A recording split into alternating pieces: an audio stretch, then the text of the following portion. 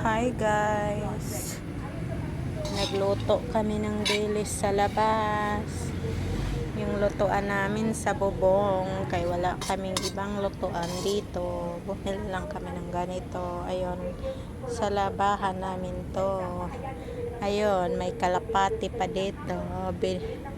Binuhos ang tubig, binigyan ko pagkain, ewan ko kung hindi nila naubos. Binuhos nila ang tubig, pasawa yung alaga guys.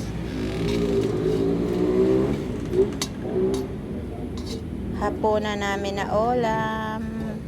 Ito yung gusto kong dilis guys, maliliit.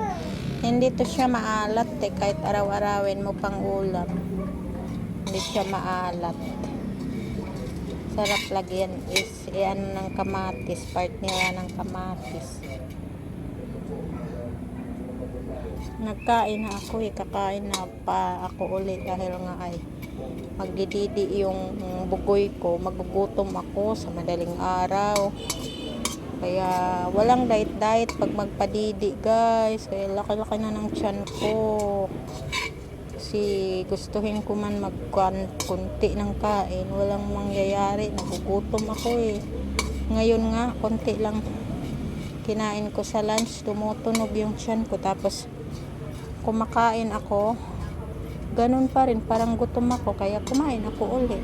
Kaya na-realize ko na hindi ako pwedeng kumain ng kunti kasi yung baby ko hindi siya nagla-lunch hindi siya kumakain ng gaano, kumakain lang siya isang beses ng kanin sa isang araw. Siyempre magugutom siya, kaya didi siya ng didi sa akin, kaya yun, kaya kailangan kong kumain ng madami. Parang kunti lang yung apoy ko, parang wala lang, kaya medyo lakasan natin guys, kaya para hindi tayo matagalan dito. Ayun dito ako naliligo ayun, baba, yun yung hagda namin pababa, yun may mga doggies doon.